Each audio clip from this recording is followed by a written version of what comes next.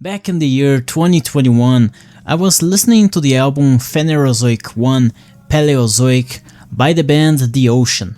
That album was absolutely awesome, and as I was listening to its tracks, I noticed that one song, titled Devonian Nascent, featured Katatonia as a second artist behind it. That got me curious, and so I decided to check this band out, and the first thing that caught my attention was this artwork from the album Dead End Kings. Just look at it. Such a dark and creepy artwork. It made me instantly fall in love with this band. Thanks to my curiosity back then, I ended up discovering the Depressing World of Katatonia, which you will also discover in this video.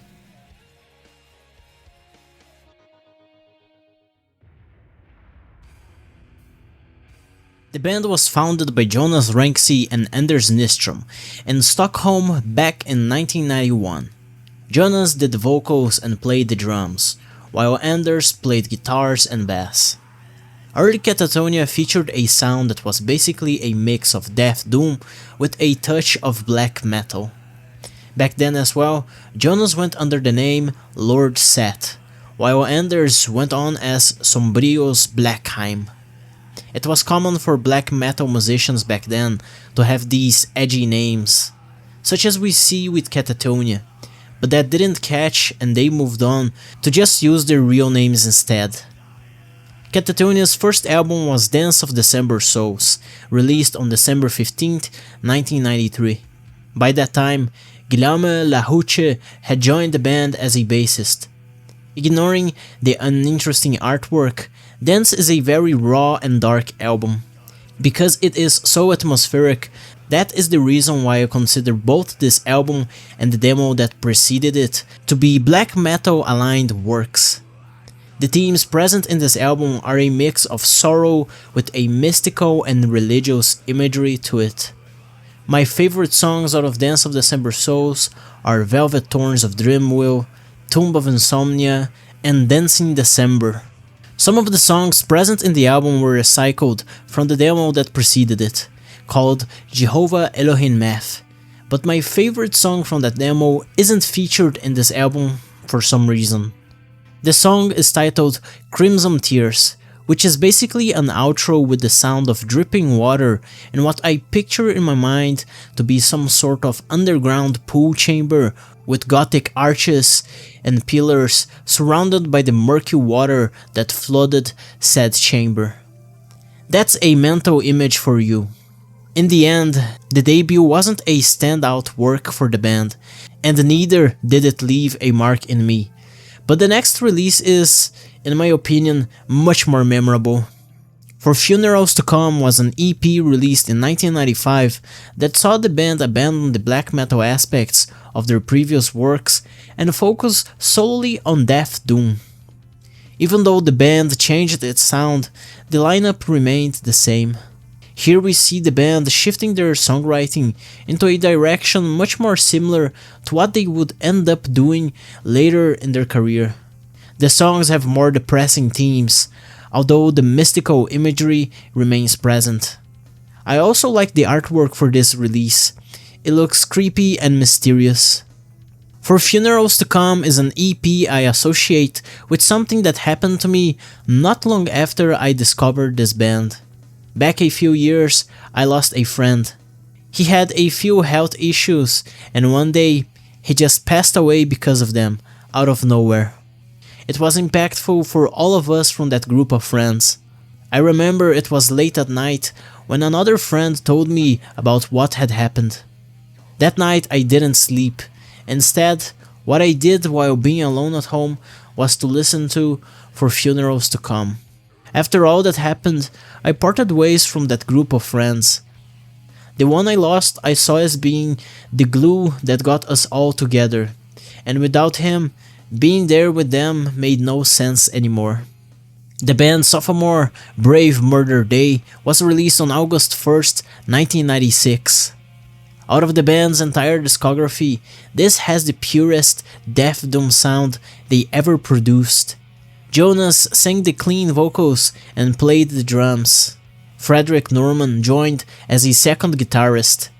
Anders played guitars and bass, while Mikael Akerfeldt from Opeth joined Katatonia in this album only to do the harsh vocals.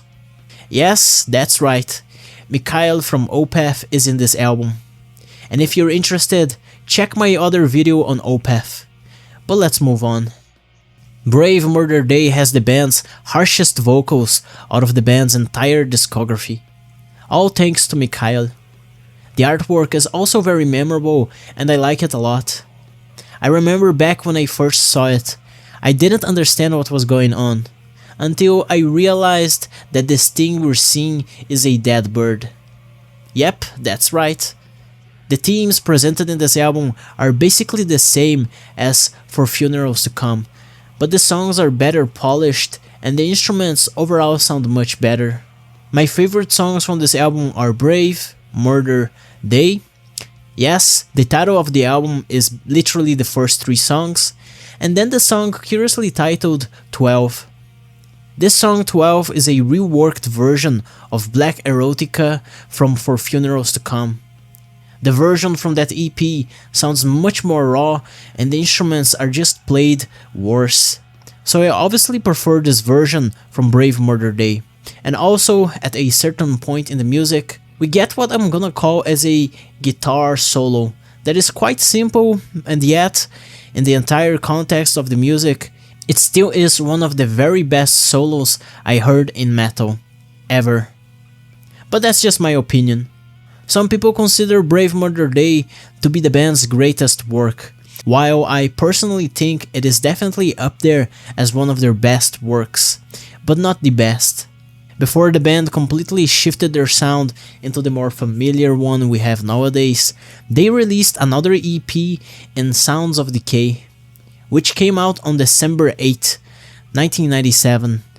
This EP just sounds the most dirty, aggressive, and evil out of the band's entire discography. And I guess that's everything I have to say about it. Beyond this point in time, as we will see, the band will become much more mature. Everything we've seen up until this point was just Katatonia's evil infancy.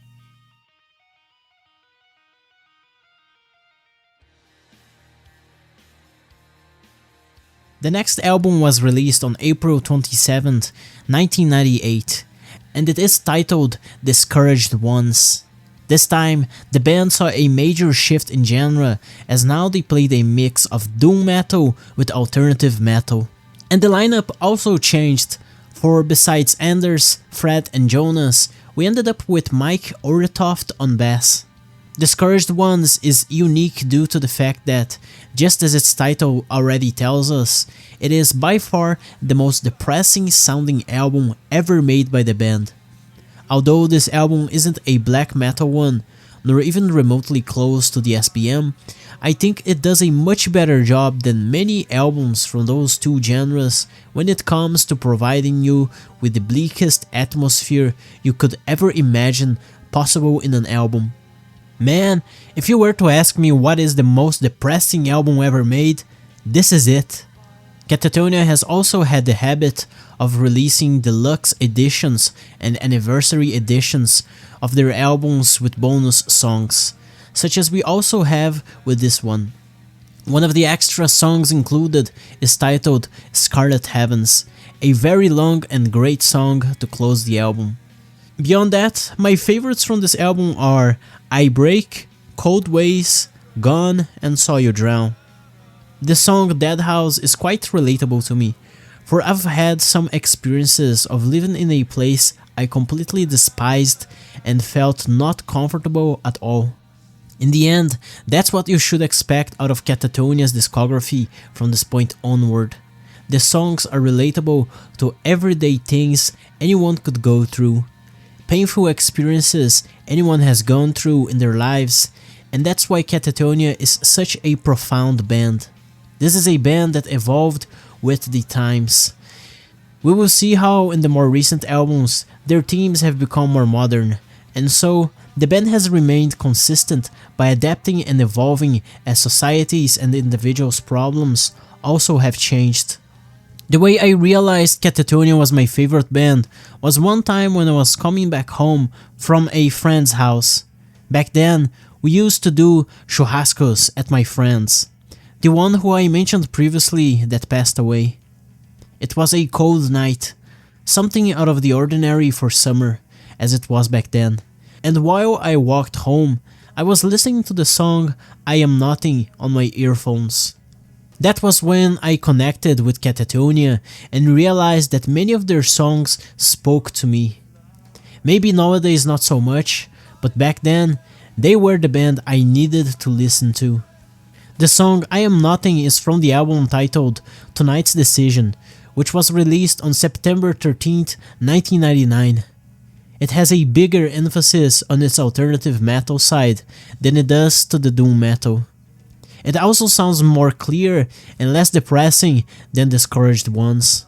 The lineup by then consisted of Jonas on vocals and drums, Anders on lead guitars, backing vocals and keyboards, and Fred Norman on rhythm guitars and bass. My favorite songs of this album are For My Demons, I Am Nothing, Had to Leave, This Punishment, Right Into the Bliss, No Devotion, and Fractured. As you may figure out just by the track titles, this album is much more about accepting sadness and oblivion, while Discouraged Ones was just straight up pessimism and pain. Back when I first discovered Katatonia, this became my favorite album from their discography, until, well, I listened more to their music and my taste developed, so it ceased to be.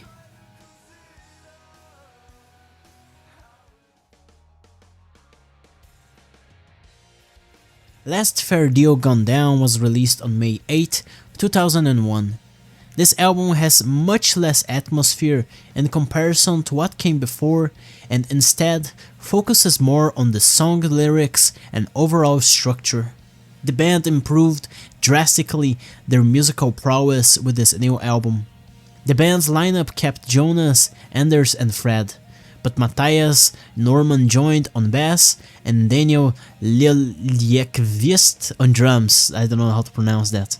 And with them, this album's genres have shifted to something more kin to alternative rock and alternative metal.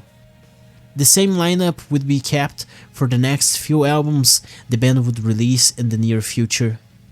Honestly, Last Fair Deal sounds so close to the other popular rock and metal bands from the early 2000s, such as Linkin Park and Evanescence.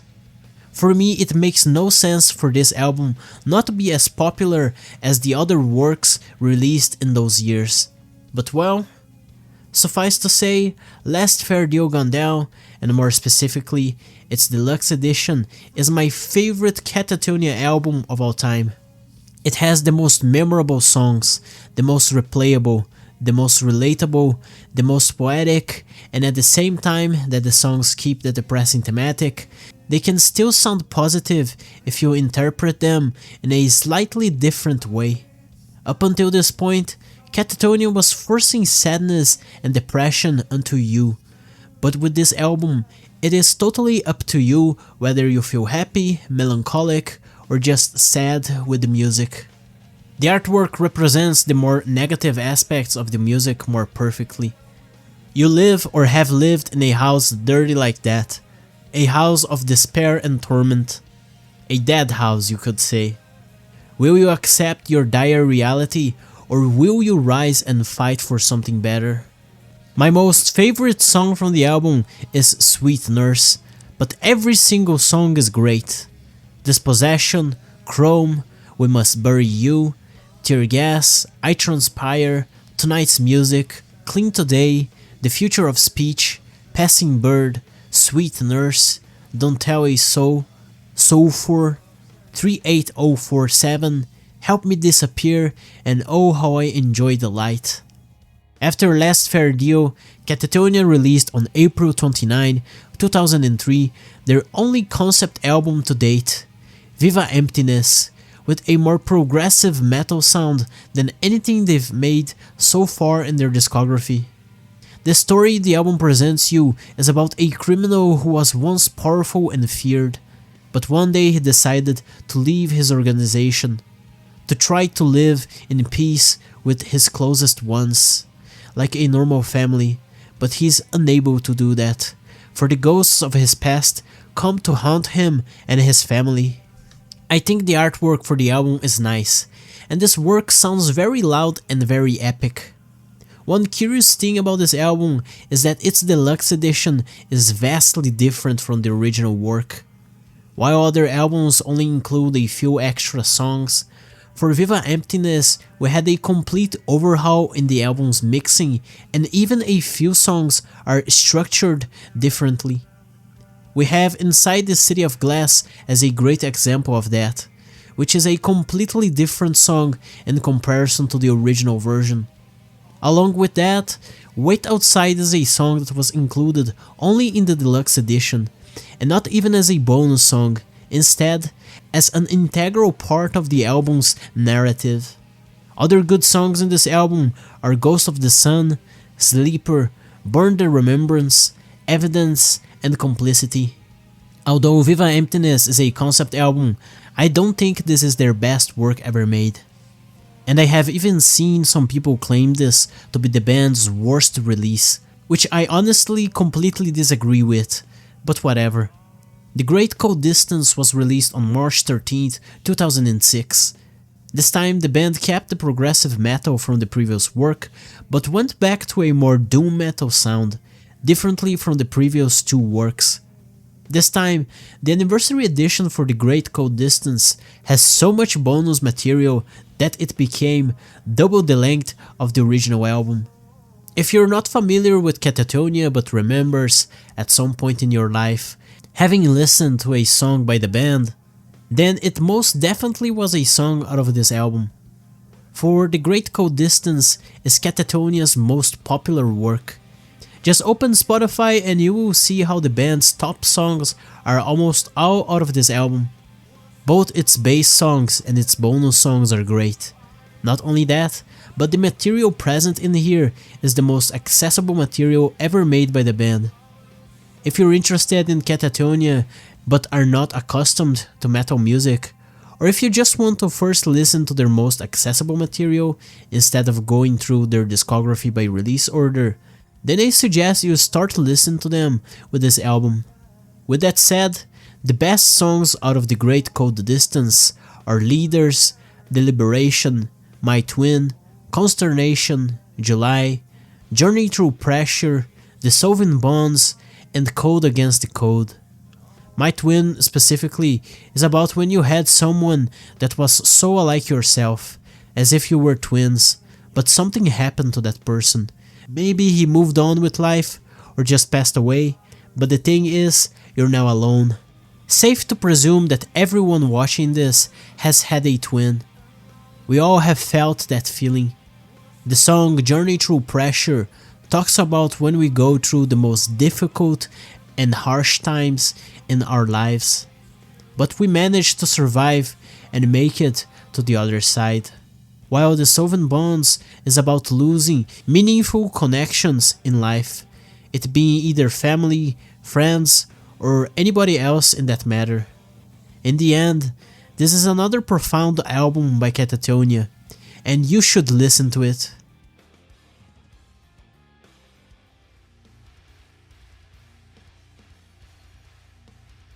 Night is the New Day was released on November 2nd, 2009. It kept the same lineup as the previous album, but it saw a major genre shift. Progressive rock and progressive metal were now the focus of the band. Back then, Jonas was suffering from what we call as writer's block, and honestly, I think that can be heard clearly in the album's music. At the same time that it has many songs and talks about many things, it feels as if, somehow, that the songs talk about nothing. It's not that the album is bad, I still like it a lot, but it is most certainly one of Katatonia's weakest works to date. I mean, at least I like the artwork a lot, and I think its variations also look really good. The band had been slowly transitioning from their early doom metal to a more progressive rock sound ever since Last Fair Deal and Viva Emptiness. So far it had been a slow process, but now the band dove head into prog. And that's also another characteristic that makes me like this album. As weak as its music may still sound, I would still say that progressive rock and progressive metal are my favorite genres above anything else.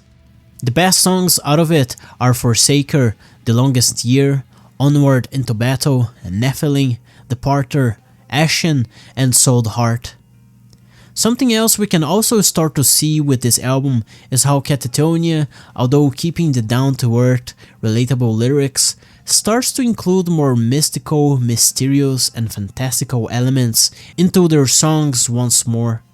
The religious themes and dark atmosphere from the early albums was back.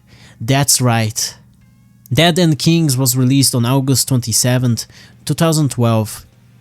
This album kept the same exact genres as the previous work, but better worked and polished, with more experimental characteristics which only helped to make the music better in my opinion.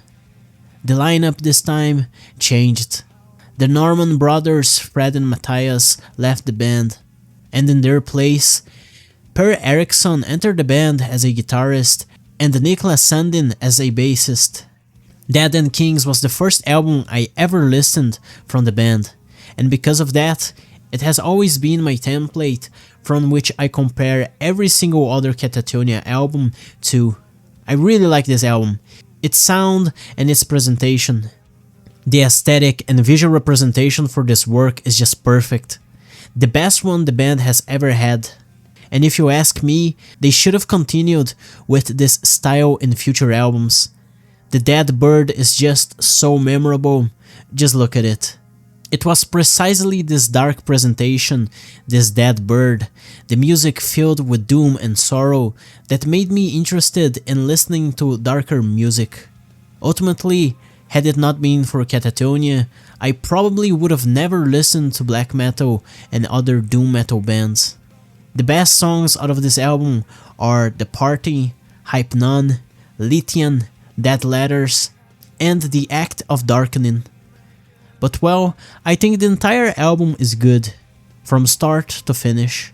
I even have a vinyl of the anniversary edition of this album, so look at that, how great it looks.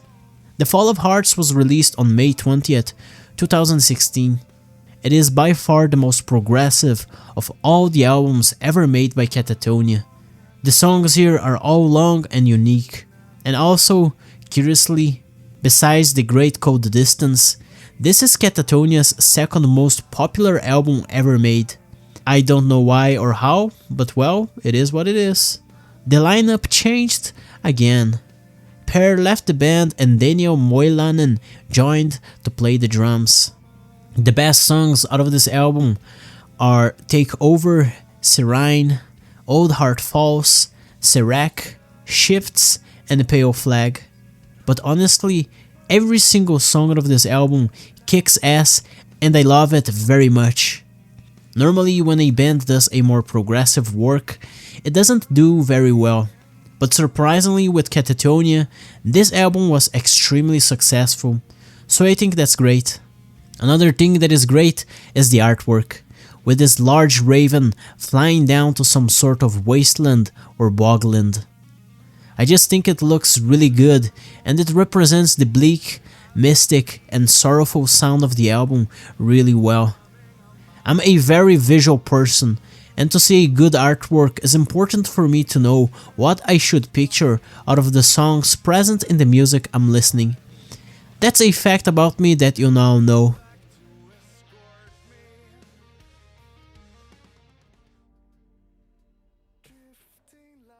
After I got into the band and started listening to their complete discography, I remembered how back in 2020 I saw a YouTuber talking about the next album on Katatonia's discography, City Burials. The guy said that the music was very good, but also that he wasn't ultimately interested in Katatonia's Depressing World. And well, that's where I got the idea for the title of this video, so thanks to that guy. City Burials was released on April 24, 2020. Alongside the progressive metal sound of the band, they incorporated post-metal elements which only made the music better. Jonas, Anders, Niklas and Daniel stayed in the lineup, but they also had a newcomer in Roger Ogerson, who joined on guitars. First of all, I want to talk about the artwork. Just look at that art. We have this mysterious figure in black, putting on a crown of broken glass on his head. The background is completely black, and there's a crow in the corner, almost completely hidden by the darkness. The same darkness that covers everything in the city of burials. I have nothing to complain about in this album. All the songs are great and I love them. Katatonia's themes are normally focused on the self, on you individually, and on the problems you might be facing in life. But with this album, the lyrics talk more about something wrong with the cities, the society, the people in general. Similarly to the previous few works, there is a mysticism present in the music, although here you could consider it to be more urban than before. You can hear exactly what I mean just by listening to the song Vanishers, my favorite out of this album. Such a unique and different song, I just love it. Other good songs in this album are Heart Set to Divide, The Winter of Our Passing, City Glaciers, La Cassis, and Untrodden, but generally every single song here kicks ass. The band's follow-up kept the same exact sound, but improved. Released on January 20th, 2023, Sky Void of Stars kept the same atmosphere and feeling of city burials, but this time in a much more modern context. The songs present here talk about the effects of technology and alienation in society. We are all so connected, but at the same time so disconnected and lonely. And because the album is about those topics, I love it. It's just such a great work by the band. The lineup was kept the same as the one for the previous album, and the songs here that I like the most are Austerity, Colossal Shade, Birds, Drab Moon, Sclera, and Atrium. Something unique to this album as well that I don't personally see as a problem is how, for its official clips, the band used AI. Now, I don't think that is a problem because it was done within the context and the themes presented in the music. AI is just one of the many problems we face in modern society, and we can't blame it for everything that's going wrong with our lives. In the end, the origin of all of our problems is always human, and that's something we cannot ignore nor forget.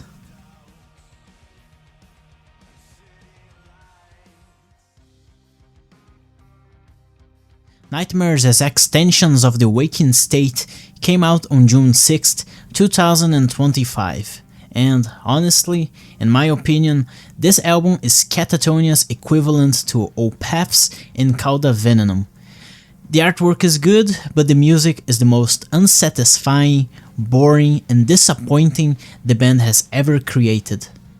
Nope, I don't like this album, and this is the only album by Katatonia that I don't like. And just so you know, I have literally the same opinion of In Cauda Venenum. This is my first and hopefully last disappointment with Katatonia. On paper, the album had everything to be a good album. The official videos made for its songs look good.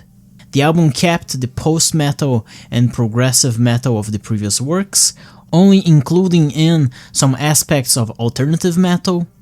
The presentation, artwork, and overall marketing for it was also good. So, what happened? By this release, Anders left the band for undisclosed reasons. Something about how he was dissatisfied with the way they treated the older material of the band. The lineup now consists of Jonas Renckse on vocals and keyboards, Niklas Sandin on bass, Daniel Moilanen on drums, Nico Elgstrand on guitars, and Sebastian Svaland on guitars as well. I feel like Anders' absence is felt heavily in this album. It's such a big difference without the guitarist that played for the band since its first demo. Imagine Queen without Freddie Mercury. That's almost the same thing here. I just can't even name a single good song out of Nightmares.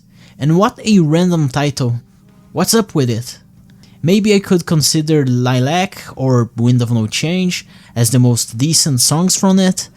I don't really know and I don't really care. I just hope that they fix their sound before the next album comes out. And with that, we end this complete discography deep dive of Katatonia, a band that has evolved with times and provided us with relatable music to ease our pain of living the real world. And so, let's hope that they manage to release good new material in the future.